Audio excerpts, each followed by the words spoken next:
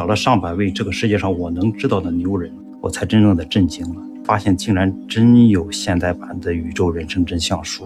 老师就是我苦苦寻找的开悟者，我所找寻的，我所知道的，近代的大德中未见能出其右者。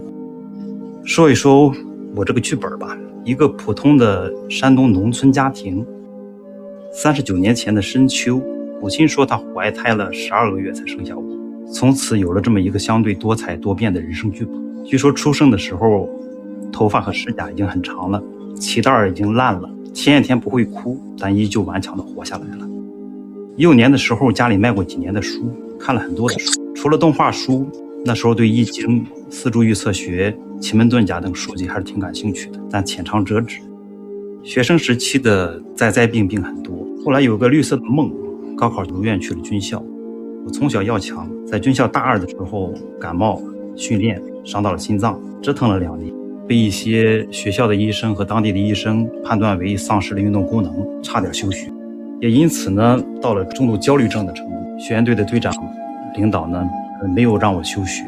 我就在图书馆泡了2年，什么书也看，特别是对心理学、哲学题材感兴趣，也考了心理咨询师。毕业的时候呢，用一篇心理学的文章论文拿了一个法学的学士。工作后呢，先在派出所工作2年多，基本上每天都是一部故事会，见了太多的人生的冷暖。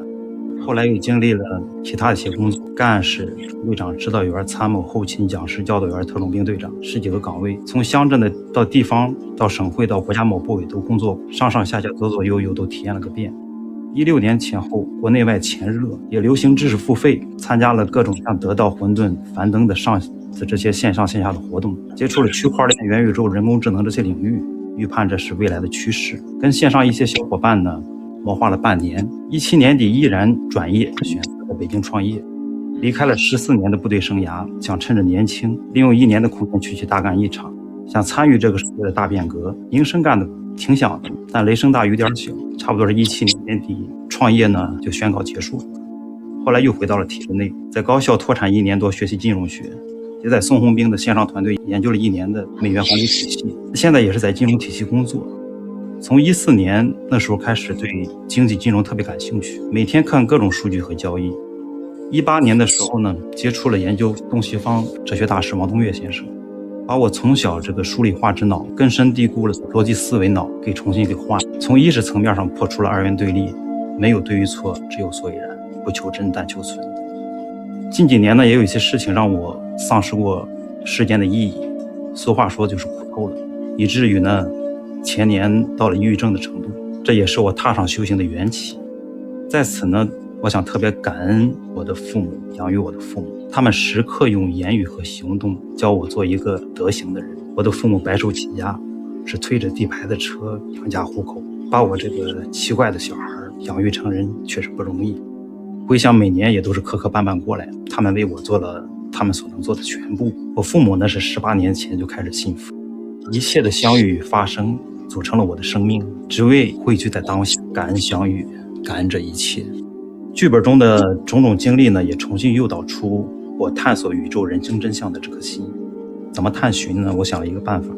找这个世界上能找的圣者大德智慧之人留下的痕迹，也就是他们的语言文字，用合并同类项的方式找那个所谓的道，透过言语去尽量的理解感知他们所说的这个世界的本质，排除他们的不同观点，读经典，读哲学，读历史，找了上百位这个世界上我能知道的牛人，从轴心时代的佛祖老庄、孔孟、诸子百家，到古希腊圣哲苏格拉底、柏拉图、亚里士多德，到开辟工业革命的牛顿、东方圣人王阳明，乃至近现代的像爱因斯坦、尼古拉斯凯奇、牛拉、特斯拉、普朗克、波尔、霍金。从吠陀经典的薄伽梵往事书读到了佛陀经典道德经、儒家经典，再到传习录，再到心理学巨匠弗洛伊德、荣格、相对论、熵增定律、薛定谔的猫、伯利二象性、绕场理论、弦理论、双方干涉实验，美学艺术都看，在一套套先哲的思维模型和理论模型中穿梭，在高品质的数据量中找同类项。东方的圣哲不必多言，其实像西方一些伟大的人物后来也窥见了一些真相，像苏格拉底的洞穴理论、柏拉图的理想国、马克·奥勒留的沉思录、想想工业革命奠定基础的万有引力的创始人牛顿为什么最后信神了？为什么新文化时代开辟道路的爱因斯坦晚年说，如果再活一次，他会选择去研究波加反革。量子力学将现代科学推到了顶端，却发现一切全错了。就如《三体》里，我们的狭义分科科学终于在触碰到真理的边缘后，再也走不下去了。量子力学之父普朗克说，物理学解决不了真理问题，科学与所谓的玄学并不对立。另一位量子力学的奠基人博尔说，人生都是设计好的。弗洛伊德在《梦的解析》里说，所有的精神问题解决之道根本都是完成意识与潜意识的融合。荣格在其著作里提到了老庄学说和吕祖的太乙进化宗旨，从他的书籍里边能看得出他是有所正德。我们第一位华人的诺贝尔物理学奖杨振宁老先生也说，世界是有造物主的，虽然他未必是人格化的。让我们使用的苹果手机的创始人乔布斯经常去喜马拉雅山的南麓去打坐，连狂傲的伊隆马斯克也在接触了所谓通神的犹太人之后臣服了。把所有圣人和牛人的魔音全部串起来，用淘金法，用最笨拙的总结归纳，只留下他们相同观点。所有的这一切的经历和探索，只为遇到安石做铺垫。玄妙的事情发生了，在抖音上遇到了讲西游，我一听这名同志讲的对呀，第一次听到这么契合的，大师兄讲的对呀。他说老师叫清凉月老师，老师是正道。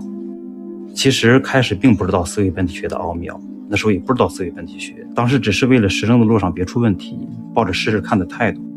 开课后呢，我听了几节课，当时没有特别重视，当时带着傲慢心，觉得有些内容自己也知道，就继续踏上了寻真的道路。3月下旬去了终南山，见了一些修行人，后来又出差生病，考资格证。老天呢很捉弄人，我的母亲呢总在我人生的各种特殊时刻来表法。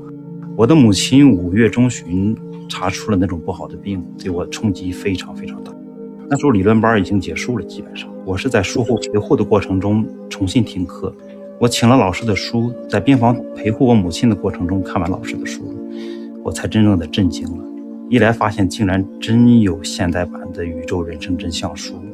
一来老师就是我苦苦寻找的开悟者。我本来觉得这么个时空想找一位开悟者太难，自己竟然去舍近求远。3是发现所谓的终极自由之路真的是可以实现的。也正是老师的书给我重新燃起了医治母亲病患的这个希望。这呢是我结缘老师和学长们的一个经历，一切的相遇绝非偶然，老师的原理就是最原始的，因为老师正德究竟，是如来藏垂下来的阶梯。感恩老师在这个高频高波动的时空，将最原始最究竟的法编排成我们能够看得懂听得明白的语言文字，植入了我们的意识，并深化为我们的潜意识，而且把最安全洁净的道路铺在了我们的面前，让我们手拉着手一起走。我们都有这么一个共识，思维本体学类似于佛法的重新编译，老师证得了绝对真理，是跟佛陀一样，用语言文字转化为对应的彼此时空的相对真理。我们便是研究的相对真理，也就是思维本体学回归绝对真理如来藏的过程。这是一个伟大的统一场，一套伟大的理论模型，是可以包容一切现象，解释当下一切的。我们何其有幸啊！我觉得我们有4大法宝。4大法宝就是原理，也就是指月的手，是老师的指引。第2大法宝是慈母的心，柔软心这颗中轴线。第3大法宝是将军的勇，勇猛精进，永不言弃。第4是团队的同行，道场的力量。而老师的理论与经典本质相同，是用我们的思维更同频的语言，重新让我们认识这个宇宙人生的本质。